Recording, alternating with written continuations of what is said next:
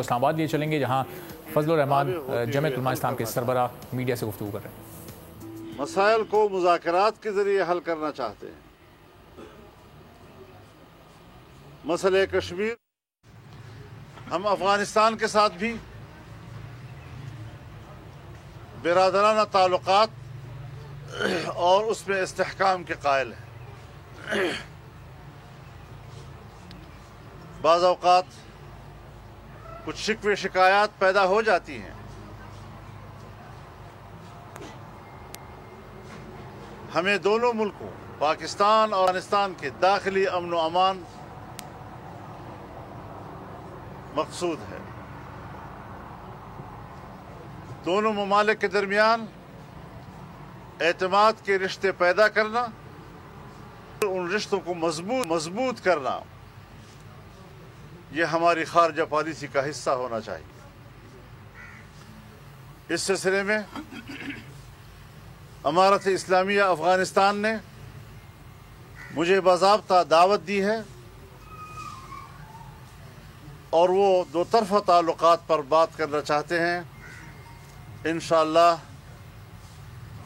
یہ جو ہمارے کچھ الیکشن کے حوالے سے یہاں کی مصروفیات ہیں، اس سے تھوڑا فرصت ملنے کے بعد ہماری پہلی ترجیح افغانستان کا دورہ ہوگا اور امارت اسلامیہ کے حکمرانوں سے ملاقات ہوگی اور دونوں ممالک کے تعلقات میں اعتماد پیدا کرنا اور اس میں استحکام پیدا کرنا اور باہمی اعتماد سے اپنا مستقبل مرتب کرنا، یہ ہمارا اہداف ہوں گے۔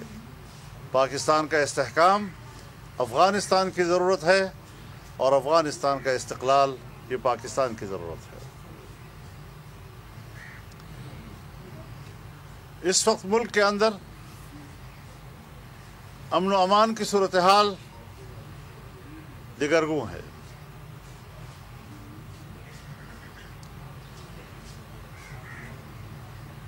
دو صوبے اس وقت بد امنی کی زد میں ہیں اور ہم مسلسل کہتے چلے آ رہے ہیں کہ جہاں ہمیں الیکشن دیا جائے وہاں انتخابی ماحول بھی ضروری ہے کہ لوگ اس ماحول میں آزادانہ طور پر ووٹ کا بھی استعمال کر سکیں اور تمام امیدوار یکساں طور پر عوام کے پاس جانے کے لیے پرامن ماحول حاصل کر سکیں۔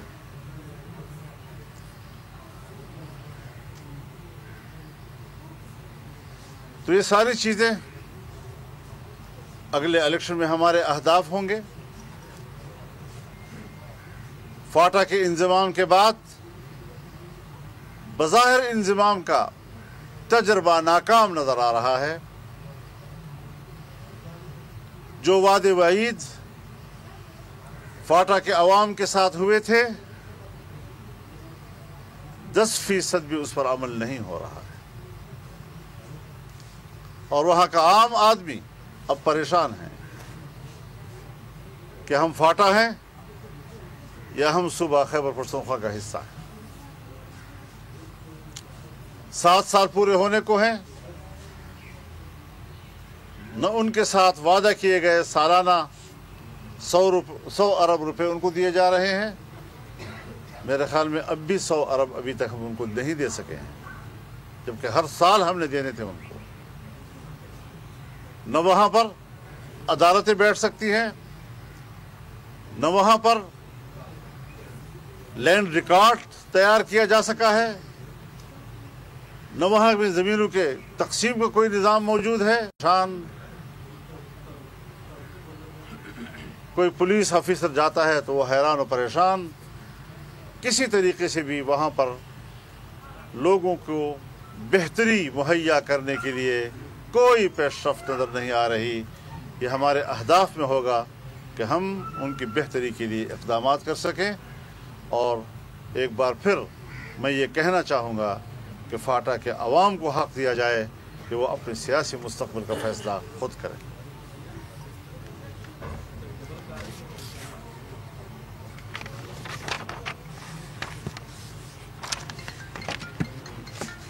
اس وقت اسرائیل فلسطینی باشندوں پہ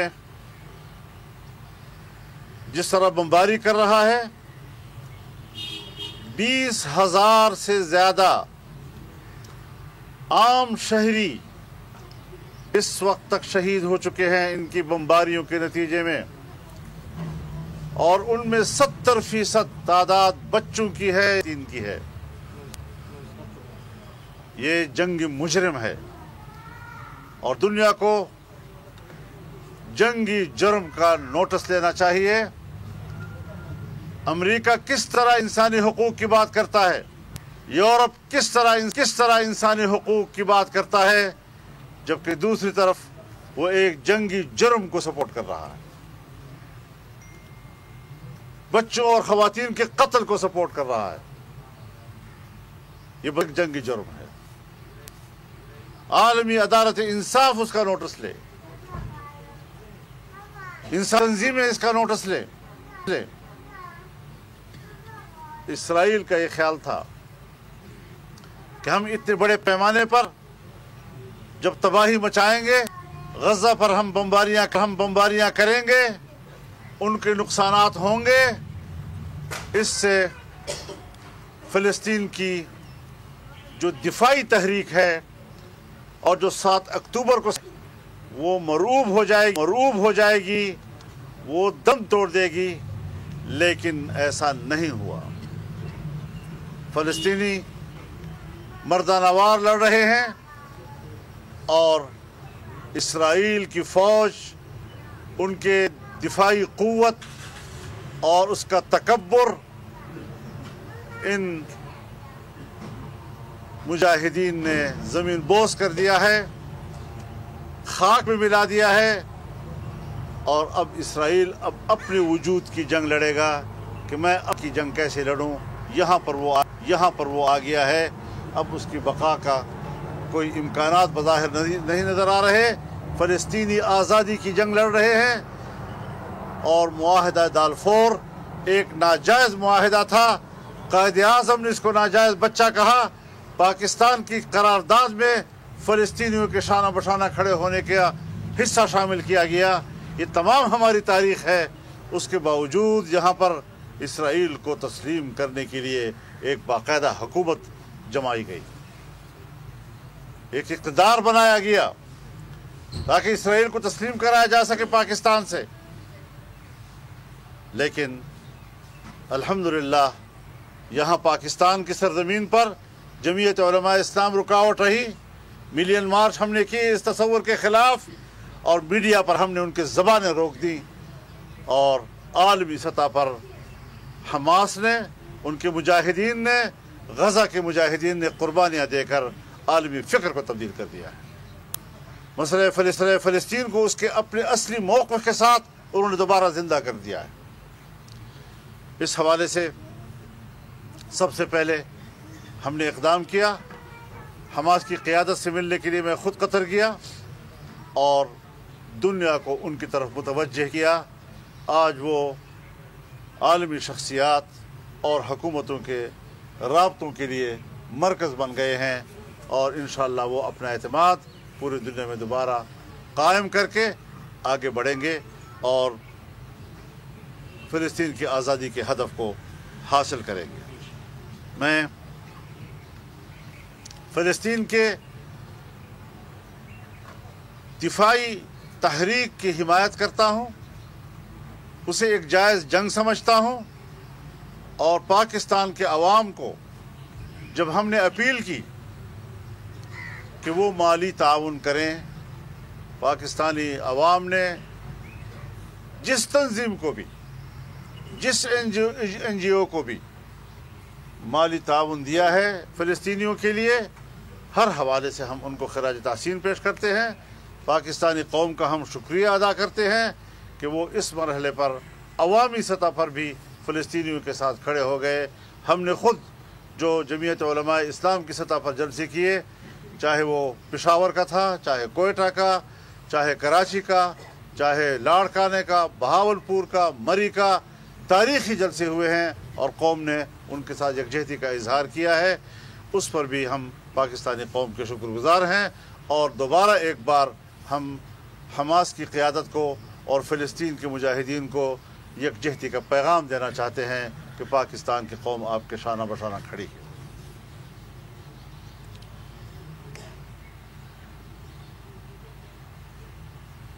مولانا صاحب یہ بتائیے کہ آپ نے ابھی الیکشن کی بات کی، اسٹارٹ یہ الیکشن سے ہوا، بلوچستان سے ایک دھرنا، ایک لوگ آئے ہوئے ہیں لاپتہ افراد کے مسئلے پہ، کیونکہ بلوچستان اور خیبر پختونخوا کا مسئلہ ہے، وہ آپ کے پریس کانفرنس پہ نظر نہیں آئے، تو اس پہ آپ کیا کہتے ہیں؟ دوسرا یہ کہ ٹی ٹی پی کا بھی یہ موقف ہے کہ فاٹا مرجر کو ختم کیا جائے، آپ نے بھی آج میں نے بھی آج کیا کر رہے ہو آپ؟ میں نے بھی آج یعنی آپ نے کریڈٹ سارا ٹی ٹی پی کو دے دیا، اور میں آج خدا کا خوف کرو یار، یہ تو موقف ابتدا سے ہم نے لڑا ہے، پارلیمنٹ میں ہم نے لڑا ہے، میاں نواز شریف صاحب کی اتحادی ہو کر ہم نے اتحادی حکومت کے ساتھ اختلاف رائے کیا تھا، اور ہم اپنا موقف پیش کر رہے ہیں۔ آپ کس طرح ایک سیاسی محاذ سے اس مسئلے کو اٹھا کر دوسری طرف پھینک رہے ہیں؟ مجھے کسی صحافی سے یہ توقع نہیں ہو سکتی۔ مولانا صاحب یہ بتائیے کہ آپ نے الیکشن کے حوالے سے وہ ہم بار بار ان کے دھرنے میں جا چکے ہیں، ان کے ساتھ ہم یکجہتی کر چکے ہیں، اور اس موقع پر ہم قائم ہیں کہ قانون کے حوالے کیا جائے معاملات کو۔ دو قومی جو فلسطین کے حوالے سے ہے، پھر ایک جو کیس چل رہی ہے کہ دو ملکی جو ہے فلسطین کو بھی اور اسرائیل کے بھی حوالے سے، اگر یہ نقطہ نظر بدقسمتی سے ہمارے نگران وزیر اعظم نے، جس کو شاید سیاست کے ابجد کا بھی پتہ نہیں ہے لیکن ملک کا وزیر اعظم ہے کہ ہماری قسمت، انہوں نے کہا ہے کہ قائد اعظم نے بھلا کہا ہو، ہم اس سے اختلاف کر سکتے ہیں۔ کل کوئی آدمی اٹھے گا اور کہے گا قائد اعظم نے بھلا دو قومی نظریے کی بات کی ہو، ہم اس سے اختلاف کر رہے ہیں، ہم ان کو نہیں مانتے، پاکستان کا وجود غلط تھا، اثر نو مسئلہ اٹھایا جا سکتا ہے۔ کس طرح متوجہ کیا انہوں نے؟ کیا پنڈورا بس وہ کھول رہے ہیں جی؟ اب پاکستان ایک ملک ہے، ایک حقیقت ہے، اس وقت اختلاف رائے کا حق تھا، ایک جمہوری رائے تھی، بننے کے بعد اس کے وجود کا تحفظ یہ ہمارا فرض بن گیا، لہٰذا یہ چیزیں اسرائیل کے لیے دلیل نہیں بن سکتی۔ اگر اسرائیل کے لیے دلیل بنتی تو پاکستان کے قیام کے حوالے سے دو قومی نظریہ تو 1940 میں طے ہوا تھا، اس کے باوجود قائد اعظم نے کیوں کہا کہ وہ غلط ہے؟ پھر جب 48 میں وہ بنا اور قائد اعظم حیات تھے اور انہوں نے ناجائز بچہ کہا اس کو، تو وہ ساری چیزیں دو ریاستی تصور کو کی نفی کرتی ہیں۔ پاکستان کا ڈی این اے یہی ہے کہ وہ اسرائیل کے وجود کو تسلیم نہ کرے اور فلسطینیوں کے حق کو تسلیم کرے۔ مولانا صاحب یہ فرمائیں کہ آپ نے دو صوبوں میں امن و امان کی بات کی، کیا پاکستان کی تاریخ میں کبھی ایسا ہوا کہ لوگوں سے کاغذات چھینے جائیں؟ پرویز لائی کی بیوی کے ساتھ جو ہوا، عثمان ڈار کی والدہ کے ساتھ جو ہوا، جو شاہ قریشی کے ساتھ ہوا، کیا کبھی ایسا بھی ہوا؟ یہ بھی لیول پلینگ فیلڈ ہونی چاہیے۔ میرے خیال میں یہ جہاں تک اصولی بات ہے تو یہ چیز غلط ہے، نمبر ایک۔ نمبر دو یہ کہ یہ فضا کیوں بنائی جا رہی ہے؟ پی ٹی آئی کے ساتھ زیادتی نہیں ہو رہی، پی ٹی آئی کو اس الیکشن میں پروجیکٹ کرنے کا پر کام ہو رہا ہے۔ یہ چیزیں ہم سمجھتے ہیں جی، ان چیزوں کو دوسرے پہلو کو بھی دیکھنا چاہیے کہ جو لوگ اس ملک پہ لائے گئے، معیشت تباہ کر دی گئی، اور آپ نے عوام کو اور ملک کی معیشت کو دیکھا کہ جس دن عدالت نے ان کے حق میں فیصلہ دیا، اگلے دن ہماری اسٹاک ایکسچینج -500 چلی گئی، -500 پہ چلی گئی۔ جب کل اس کے آگے 2 دنوں کے بعد پھر دوسرا فیصلہ آیا کہ نہیں نااہلی برقرار رہے گی، ہم 1500+ پہ چلے گئے دوبارہ جی۔ یعنی قوم خوف کھا رہی ہے، ملک کی معیشت تباہ ہو رہی ہے، وہ کو پتہ ہے کہ ملک کی معیشت کی تباہی ان کا ایجنڈا تھا، اور اگر دوبارہ آتے ہیں تو ملک کی تقسیم کا سبب بنیں گے اور کوئی نتیجہ نہیں نکلے گا۔ لہٰذا اس عنصر کے خلاف قوم کو ایک صف ہونا ہوگا، اور ان چیزوں پہ نہ جائے روزمرہ کے نظریاتی طور پر سوچے کہ یہ لوگ کون ہیں۔ کیا ایک آدمی بولے نا، شرائع صاحب حضرت یہ بتائیے گا کہ ڈی جی خان میں اور ٹانک میں اس وقت جو موجودہ صورتحال ہے، اس میں کیا سمجھتے ہیں؟ جب وہاں پہ پولیس کے اوپر بھی حملے ہو رہے ہیں، ایسے میں الیکشن آپ کس طرح دیکھتے ہیں؟ میں آپ کو بتا رہا ہوں جی کہ بنیادی بات یہ ہے کہ باجوڑ واقعے میں اب تک ہمارے جمعیت علماء اسلام کے 80 کارکن شہید ہو چکے ہیں۔ ہم تو خون کے تالاب میں کھڑے ہیں، اس وقت بھی وہاں کے بازاروں میں اشتہار لگائے جا رہے ہیں कि ये डेमोक्रेसी की बात करने वाले काफिर हैं, इनकी जब से भी जाए तो लोग एहतियात से जाएंगे। हमें इन हालात का सामना है और हमारे चीफ इलेक्शन कमिश्नर साहब कहते हैं कि 2 सूबों में अमन व अमान की सूरत हाल ख़राब है, लेकिन मैं दुआगो हूँ। क्या दुआगो है? उनको 3 जजों ने बुलाया, 3 जजों ने बुलाकर उनसे कहा कि अपील दायर करो अभी अभी। उसको अपील दायर करवाई, इशा के वक्त कोर्ट खोली गई, 3 जज बैठे, उनको कहा कि अपील दायर करो। उसने अपील दायर की और उनको उसी वक्त हुक्म दिया कि अभी अभी शेड्यूल जारी करो। अगर चीफ इलेक्शन कमिश्नर ने और इलेक्शन कमीशन ने शेड्यूल जारी करना है और सुप्रीम कोर्ट के हुक्म पे करना है, तो इलेक्शन कमीशन कब आज़ाद इदारा हुआ? कब हम ये समझें कि इलेक्शन का मामला, उसके तमाम इख्तियारात इलेक्शन कमीशन के पास हैं? अगर मेरा एक कारकुन इस इंतखाबी मुहिम के दौरान जख्मी हुआ या शहीद हुआ, उसका जिम्मेदार चीफ इलेक्शन कमिश्नर और चीफ जस्टिस ऑफ पाकिस्तान होगा। अच्छा मौलाना साहब, इसी से मुंसलिक है 92 न्यूज़ से मैं इलेक्शन से, और जब हम ऐसी बात करते हैं, जब हम ऐसे हकायक की बात करते हैं तो फौरन पीछे शुरू कर देते हैं लाहिका कि इलेक्शन से भाग रहे हैं। इलेक्शन के लिए मैंने 3.5 साल जंग लड़ी है, मैं इलेक्शन का तलबगार हूँ, लेकिन क्या मुझे इलेक्शन ये हक नहीं पहुँचता कि मैं इलेक्शन मांगूँ और इलेक्शन का माहौल भी का मुतालबा भी करूँ?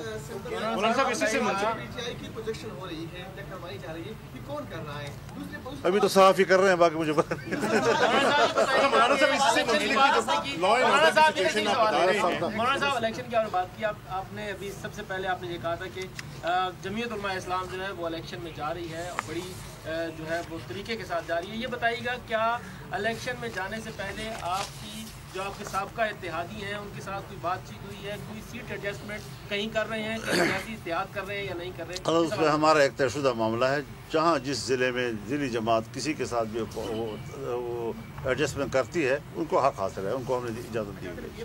मौलाना साहब, जैसा कि लॉ एंड ऑर्डर की सिचुएशन आप बता रहे हैं, जैसा कि आप लॉ एंड ऑर्डर की सिचुएशन बता रहे हैं, ऐसी सूरत में इंतखाबी मुहिम तो हर सूरत करनी पड़ेगी, तो आपकी इंतखाबी मुहिम? हजरत, हमें बाकायदा इंतज़ामिया की तरफ से नोटिस मिले हैं, हमें बाकायदा नोटिस मिले हैं, सिर्फ मुझे इन पार्टियों को भी, कि आप इलेक्शन कमीशन के लिए ना, आप इलेक्शन कैंपेन में नहीं जाएंगे बाहर। उन्होंने हमें नोटिस दिए हैं। अब इस किस्म की सूरत हाल में क्या ये सवाल उठाना भी जुर्म है हमारे लिए? हम ये बात, तो माहौल तो दिया जाए ना हमें ना। ये बताएं कि आपने 2 सूबों का जिक्र किया, आपने अफगानिस्तान के दौरे पर आप जा रहे हैं, मुहाजिरीन के इखराज के पाकिस्तानी फैसले और फिर तालिबान हुकूमत के सख्त रद्द-ए-अमल के बाद सूरत हाल बहुत हद तक गैर वाज़ेह है, तो क्या इस मुलाकात का कोई एजेंडा तय पाया है? इंशाल्लाह ये बुनियादी अहम नुकात हैं, और मुहाजिरीन के हवाले से एक मेरी अपनी सोच है कि ये एक मुल्क का एक तरफा मसला नहीं है। ये उनके लोग हैं, पाकिस्तान में रह रहे हैं और 40 साल उन्होंने बतौर मुहाजिर के गुजारे हैं। अगर वापसी करना भी है तो दोनों मुल्क बैठकर उसका शेड्यूल तय करें। ये बताएं कि आपने 2 सूबों में अदम इस्तेहकाम की बात की और बदअमनी का जिक्र किया, दूसरी तरफ आपने इलेक्शन कमीशन के हवाले से एक सख्त रद्द-ए-अमल का इजहार भी किया है। तो इलेक्शन से पहले अगर आपका ये रद्द-ए-अमल का रिएक्शन है, तो जब इलेक्शन आएगा उसके नताइज पर क्या आप करेंगे? मैं यही फिक्रमंदी मुझे है जो आप सवाल कर रहे हैं कि इस माहौल में जो इलेक्शन होगा उसके नताइज के बारे में क्या कहा जाएगा, जब लोग वोट ही नहीं डाल सकेंगे, जब टर्न आउट ही नहीं होगा, ठंड की वजह से भी और बदनवी की वजह से भी लोग नहीं निकल सकेंगे। तो यही है कि हमें इस सूरत हाल पर गौर करें। बड़े तो वो हैं ना, इदारा तो वो हैं, हमारी शिकायत यही है। सब्सक्राइब करें और बेल दबाएं ताकि कोई खबर रह न जाए।